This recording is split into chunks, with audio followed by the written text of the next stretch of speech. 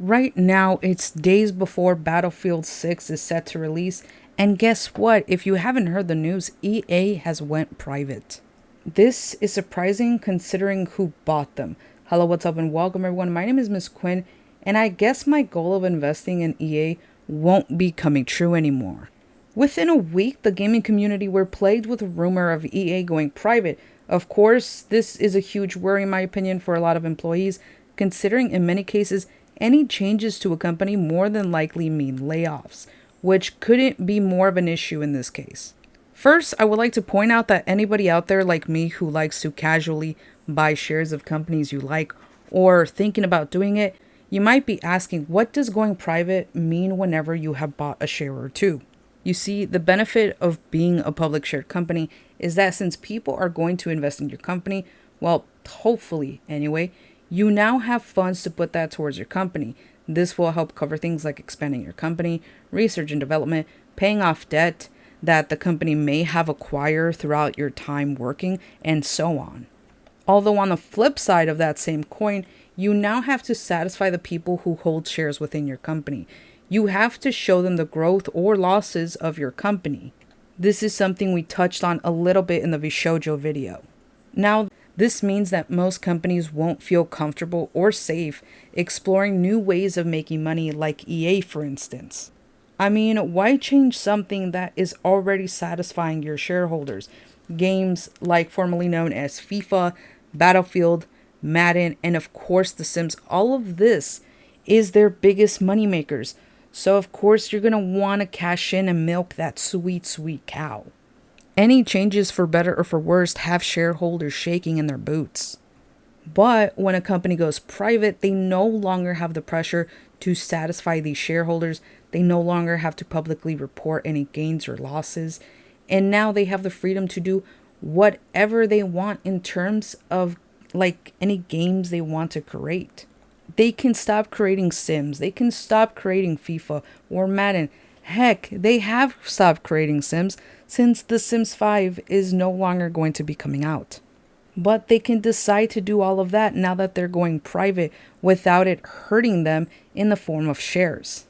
Now, this is of course where layoffs come into play because now you have developers who have worked on these games that no longer have a job. Also, the people who have shares in EA will more than likely get just a one-time payment. Sometimes, I mean, it's over the current market share price, so it's not a complete downside for the ones who bought shares, but still, I'm pretty sure people would rather keep their shares and have a more potential gain. EA going private is bringing in so much hoopla, especially within the Sims community, and honestly, I get it. I love playing The Sims 4, even though sometimes it is a broken mess, with bugs and I can't, keep playing it sometimes. It just becomes frustrating to play sometimes. But oh well, I still love it regardless. And this isn't because I overwork my Sims and make them paint and paint and paint to earn their keep. Like, I'm sorry, but if I don't see you painting, then get into that pool right now. And remember how I mentioned layoffs? Well, they have been acquired and already there are talks about using AI more in order to cut out costs and boost profits. And of course, what does boosting profits mean? In order for these companies to do that, it means layoffs. And you might be wondering, Quinn, how long does EA have before the deal goes into effect? Well, thank you for asking, but not really. You see, the deal is set to go into effect within the first quarter of next year. Now, even though this is great for the current employees who, you would think, but EA is also currently facing a debt of $20 billion. And of course, like every other company nowadays, the one solution to that is AI. And don't get me started, honestly, don't get me started on AI being used to replace people. I completely hate that thought. Now, the new owners of EA are Silver Lake Company, a Saudi Arabia's private investment fund from Mohammed bin Salman, which I hope I pronounced that correctly, and Jared Kushner from Affinity Partners, who is also Donald Trump's son-in-law, which I didn't know until recently. Anyway, the new owners are actually pretty excited about the use of AI since they're also hoping that it does indeed mean a higher profit. And yes, guys, this means using AI within operational cost and game development as a way to, boost up these prices. Using AI in game development Using AI in game development, yes, means a higher profit because, yes, that means you're going to be cutting people out of jobs. They're going to be using this within operational costs and game development. Okay, like I said, this means that employees are being stressed out all around. Imagine saying, AI is so awesome, I'm going to use it to cut development costs. But you know full well that means massive layoffs coming in. The player base and the creators behind these games have both been put through a whiplash roller coaster of emotions. Do you know how much EA was even bought for? $55 billion. That's how much a company that was already greedy got paid out for. This is one of the largest and most significant investments ever made in the entertainment industry.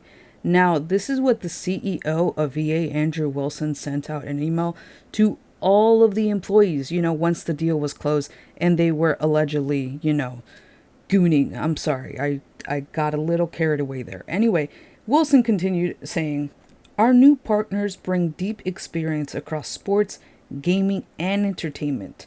They are committed with conviction to EA and they believe in our people, our leadership, and the long-term vision we are now building together. Now, I'm not exactly sure what the experience he's talking about, since Silver Lake's main link to gaming was that they own 8.5% of Unity. And, well, I'm not going to lie, that and the fact that a managing partner named Jim Whitehurst was also an interim CEO for Unity. However, now he is an executive chair on Unity's board of directors. So, an obvious link there. Now, Kushner stated that he only played their games growing up and says that he now plays them with his kids. And what I found interesting is that, when reading the article, it mentioned that Affinity Partners logo looks like Abstergo's logo from Assassin's Creed. And yes, it very well does. They have very, very slight differences. And I do mean slight, that it is so funny to me. If you guys never played Assassin's Creed and don't know who the hell Abstergo Entertainment even are, they are essentially the bad guys, dude. They are the ones that you fight against throughout the series. Well, lately, I'm not so sure about that, fighting against them in the series. But I just cannot unsee that now that I've seen both logos. They look absolutely alike to me. I absolutely love it. Someone needs to make a similar logo to the Umbrella Corporation from Resident Evil. Oh, hold up. Never mind. Anyway, the new owner of Saudi Arabia already owns 10% of the company, so of course it makes sense that they would finally decide to own the company themselves. And here is where, in my opinion, it gets very interesting, and is where I honestly ask you guys to please not send any hate or harassment towards any of the creators that you might think I'm talking about here. Now, it is commonly known that Saudi Arabia is not really a fan of the LGBT, to put it very most likely. I mean, in 2010, they sentenced a 20-year-old man to 500 lashes and 5 years of prison time because of it. It's very well known and very well documented that Saudi Arabia criminalizes and punishes LGBT, naked tango activities between men and men and women. Not to mention that gender expression of trans people, quoting it, together, is also criminalized. Unfortunately, this means that the sentences include a maximum penalty of being unalived, which is regularly enforced. Funny how in 2023, they have stated that they welcome LGBT members as visitors, but yet they have shown to be the complete opposite of that. They are not welcoming to that whatsoever. Also, allowing family members to unalive them as well as a form of honor is still horrendous. All of what I'm talking about is in a Google Doc down below that I also have linked in the description. If you want to give it a read, you can. Not to mention that they have also been rising the unaliving sentences for illegal candy related offenses as well. And for those of you who do not understand what I mean by illegal candies, then I have no idea what to say. All of this is to let you know that they are very well known to enact the unalive penalty for being a member of the LGBT and for even illegal candy related penalties. And it could be minor, but just because it's illegal candy, you're going to, well, like basically sing the NSYNC song of Bye Bye Bye. Now, I say all of this, and I had to say all of that because remember when people, mostly players and content creators of the Sims community, were up in arms about Hogwarts Legacy, going so far as to create a website exposing all the streamers who were playing the game just to send harassment to them.